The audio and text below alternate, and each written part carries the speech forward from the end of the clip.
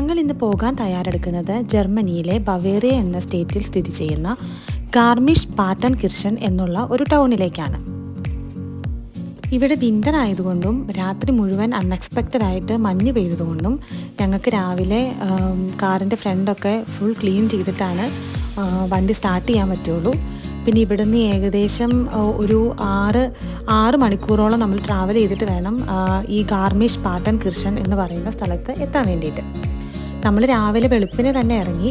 ഏകദേശം നമ്മൾ പ്രതീക്ഷിക്കുന്നത് ഒരു 12 മണിയോടുകൂടി ഗാർമിഷ് പാർട്ടൻകിർchen എന്നുള്ള സ്ഥലത്ത് എത്താൻ പറ്റുമെന്നാണ്. ജർമ്മനിയിലെ ഏറ്റവും ഉയരം കൂടിയ പർവ്വതമായ സൂക്ഷ്പിറ്റ്സിൻ്റെ താഴ്വരയിൽ അതിമനോഹരമായ പർവ്വത ദൃശ്യങ്ങൾക്കിടയിൽ സ്ഥിതി ചെയ്യുന്ന ഒരു ചെറിയ ടൗണാണ് ഗാർമിഷ് പാർട്ടൻകിർchen. ഈ സ്ഥലം ഇത്ര മനോഹരമായതുപോലെ തന്നെ നമ്മൾ പോകുന്ന വഴിയും അതിമനോഹരമായിരുന്നു. കുറേ മലയിടുക്കുകളിൽ പെയ്തു കിടക്കുന്ന മഞ്ഞും അതുപോലെ തന്നെ ഈ മഞ്ഞിൽ വന്നടിക്കുന്ന സൺലൈറ്റും അതുകൊണ്ട് പ്രകാശിക്കുന്ന ഫുൾ വെള്ള കളറിൽ കിടക്കുന്ന അതിമനോഹരമായ ഭയങ്കര സീനറീസ്. ഹലോ, ഞാൻ ഇന്ന് വന്നിരിക്കുന്നത് സൂക്ഷ്പിറ്റ്സെ എന്ന് പറയുന്ന സ്ഥലത്താണ്. സൂക്ഷ്പിറ്റ്സെ എന്ന് പറയുന്നത് ജർമ്മനിയിലെ ഏറ്റവും വലിയൊരു മൗണ്ടനാണ്. സീ ലെവലിൽ നിന്ന് 2962 മീറ്റർ ഉയരത്തിലാണ് സൂക്ഷ്പിറ്റ്സെ സ്ഥിതി ചെയ്യുന്നത്. ഇവിടെ ഇപ്പോൾ നല്ല ഭംഗിയാണ് കാണാനായിട്ട്. ഫുൾ മഞ്ഞ് പുതച്ച് നമ്മുടെ കാശ്മീരൊക്കെ നമ്മൾ കാണത്തില്ലേ, അല്ലെങ്കിൽ നമ്മൾ ഈ ഫോട്ടോയിലൊക്കെ കാണത്തില്ലേ, അതുപോലെ ഭയങ്കര മനോഹരമായൊരു സ്ഥലം. ഞങ്ങൾ ഇവിടുന്ന് സൂക്ഷ്പിറ്റ്സെ സൈൽബാനാണ് മുകളിലോട്ട് പോകുന്നത്. നമുക്ക് മോളിൽ പോവാം, എന്നിട്ട് താഴോട്ട് വരാം. നമുക്ക് വേണമെങ്കിൽ സൈൽബാന് തന്നെ മോളിൽ പോയിട്ട് തിരിച്ച് വരാം. അല്ലെന്നുണ്ടെങ്കിൽ സൈൽബാന് നമ്മൾ മോളിൽ പോയിട്ട് നമുക്ക് വേണമെന്നുണ്ടെങ്കിൽ ട്രെയിനിന് താഴെ തിരിച്ച് വരാം. ഐപ്സി തടാകത്തിൽ നിന്ന് സൂക്ഷ്പിറ്റ്സിൻ്റെ മുകളിലേക്ക് ഓടുന്ന ഒരു ഏരിയൽ ട്രാംവേ ആണ് സൈൽബാൻ സൂക്ഷ്പിറ്റ്സ്. 2 വർഷം കൊണ്ടാണ് ഈ സിസ്റ്റത്തിൻ്റെ നിർമ്മാണം പൂർത്തീകരിച്ചത്. 2015 ആരംഭിച്ച് ഇത് 2017 ഡിസംബർ 22 ഓപ്പൺ ചെയ്തു.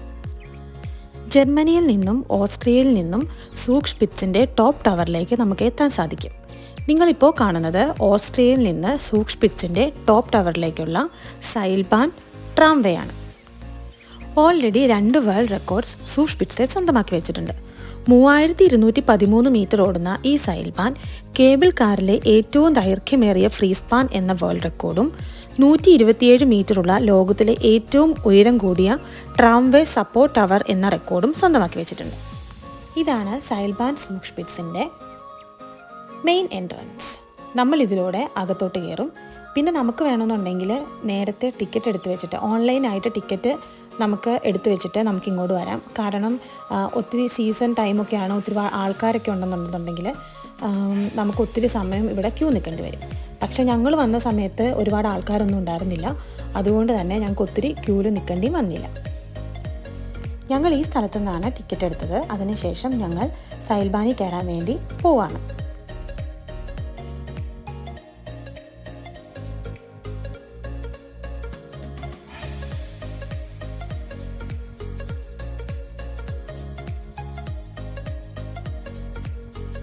ഈ മുന്നിലായി വെള്ള പുതച്ച് കാണുന്ന സ്ഥലമാണ് ഐപ്സെ.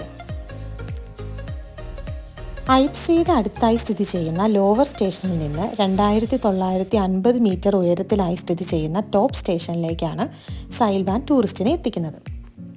ഈ കാണുന്നത് പാർക്കിംഗ് പ്ലേസസ് ആണ്. റൈറ്റ് സൈഡിൽ കാണുന്നത് ഐപ്സെ പാർക്ക്പ്ലക്സും ലെഫ്റ്റ് സൈഡിൽ കണ്ടത് സൂക്ഷ്പിറ്റ്സ് ബാനോഫിലെ പാർക്ക്പ്ലക്സുമാണ്. ഐപ്സയിലാണെന്നുണ്ടെങ്കിൽ 4 മണിക്കൂർ നേരത്തേക്ക് 8 യൂറോയാണ് നമ്മൾ പേ ചെയ്യേണ്ടത്. അത് കഴിഞ്ഞ് ഓരോ മണിക്കൂറും പാർക്ക് ചെയ്യുന്നതനുസരിച്ച് ഓരോ യൂറോ വീതം കൂടിക്കൊണ്ടുവരും. എന്നാൽ സൂക്ഷ്പിറ്റ്സ് ബാനോഫിലാണെന്നുണ്ടെങ്കിൽ 5 യൂറോ മാത്രം കൊടുത്താൽ മതി അവിടെ പാർക്കിംഗ് ചെയ്യാനായിട്ട്.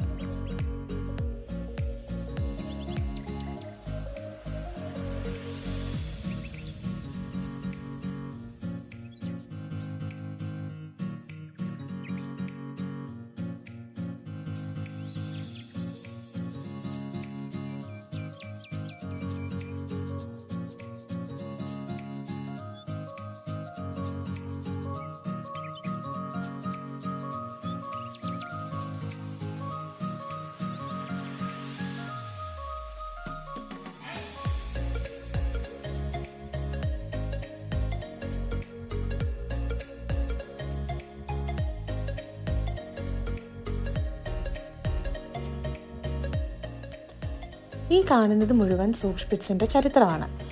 ഇത് പണി തുടങ്ങിയ കാലം മുതൽ സംഭവിച്ച ഓരോരോ മൈൽ സ്റ്റോൺസുമാണ് ഇതിൽ അടയാളപ്പെടുത്തി വച്ചിരിക്കുന്നത്. അതുപോലെ തന്നെ ഇത് തുടങ്ങിയ സമയത്ത് നടന്ന പ്രോഗ്രാമിൻ്റെ ലിസ്റ്റ് കാര്യങ്ങൾ, അന്ന് പണ്ട് പള്ളിയിൽ നിന്ന് അച്ഛൻ വന്ന് വെഞ്ചരിക്കുകയോ പ്രാർത്ഥിക്കുകയോ ഒക്കെ ചെയ്ത കാര്യങ്ങൾ, അതുപോലെ ഇത് പണിയാൻ നേരത്തെ ഉണ്ടായിരുന്ന തൊഴിലാളികൾ, അവിടുത്തെ എൻജിനീയേഴ്സ്, അങ്ങനെ എല്ലാവരെക്കുറിച്ചും എല്ലാവരുടെയും ഫോട്ടോസും ഇതിൻ്റെ സ്റ്റെപ്പ് ബൈ സ്റ്റെപ്പായിട്ട് ഇതെങ്ങനെയാണ് ഈ ഒരു അവസ്ഥയിൽ എത്തിച്ചത് എന്നുള്ള ചരിത്രവും കാര്യങ്ങളുമാണ് ഇവരിവിടെ മുഴുവനും കുറിച്ചിട്ടിരിക്കുന്നത്. നമ്മളിപ്പോൾ താഴെ നിന്ന് സൈൽബാൻ വഴിയാണ് മുകളിലോട്ട് വന്നത്. അതുപോലെ തന്നെ നമുക്ക് ട്രെയിൻ വഴി മുകളിലേക്ക് വരാം. ഈ ട്രെയിൻ പാത എന്ന് പറയുന്നത് കുറേ ഭാഗം ഈ പാറ മുഴുവൻ തുരന്ന് തുരങ്കം പോലെ ആക്കി വെച്ചിരിക്കുന്ന ഭാഗങ്ങളാണ്. അതിൻ്റെ സ്റ്റെപ്പ് ബൈ സ്റ്റെപ്പായിട്ടുള്ള കാര്യങ്ങളും, പിന്നെ ഈ കാണിച്ചിരിക്കുന്നത് പണ്ട് ഇവർ പണി തുടങ്ങിയ സമയത്ത് ആശയവിനിമയത്തിനായിട്ട് ഉപയോഗിച്ചിരിക്കുന്ന കാര്യങ്ങളൊക്കെയാണ്.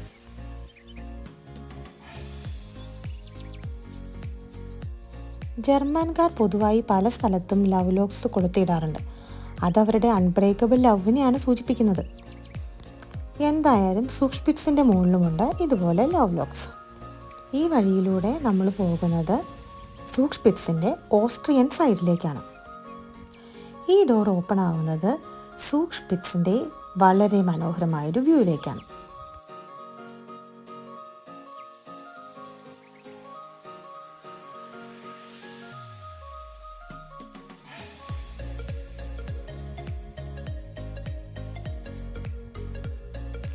ഇത് സൂക്ഷ്പിറ്റ്സിൽ സ്കീയിങ് ചെയ്യുന്ന ഏരിയ ആണ്. നല്ല പ്രാക്ടീസ് ഉള്ളവർക്ക് സ്കീയിങ് ചെയ്യാനുള്ള ഏരിയ സെപ്പറേറ്റായും പഠിച്ചു വരുന്നവർക്ക് സ്കീയിങ് ചെയ്യാനുള്ള ഏരിയ സെപ്പറേറ്റായിട്ടും 2 ഭാഗങ്ങളായിട്ടാണ് സൂക്ഷ്പിറ്റ്സിൽ സ്കീയിങ്ങിനായിട്ട് സൗകര്യമൊരുക്കിയിരിക്കുന്നത്.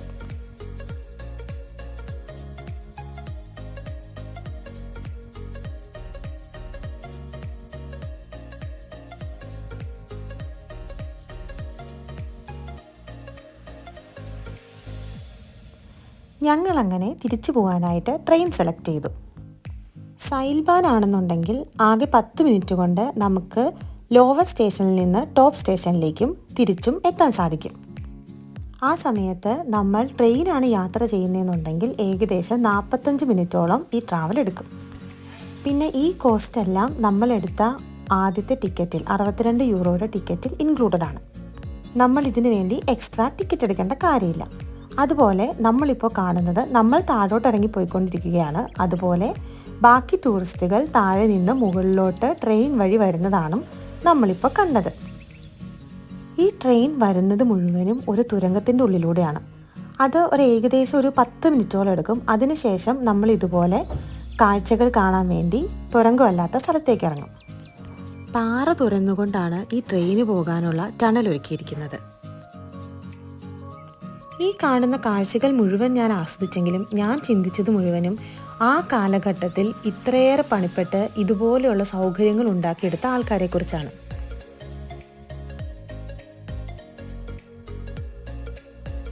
ജർമ്മനിയിൽ മറ്റെവിടെയും കാണാൻ സാധിക്കാത്ത അത്ര മനോഹരമായ കാഴ്ചകൾ കണ്ടുകൊണ്ടാണ് ഞങ്ങൾ ട്രെയിന് 45 മിനിറ്റോളം യാത്ര ചെയ്തത്.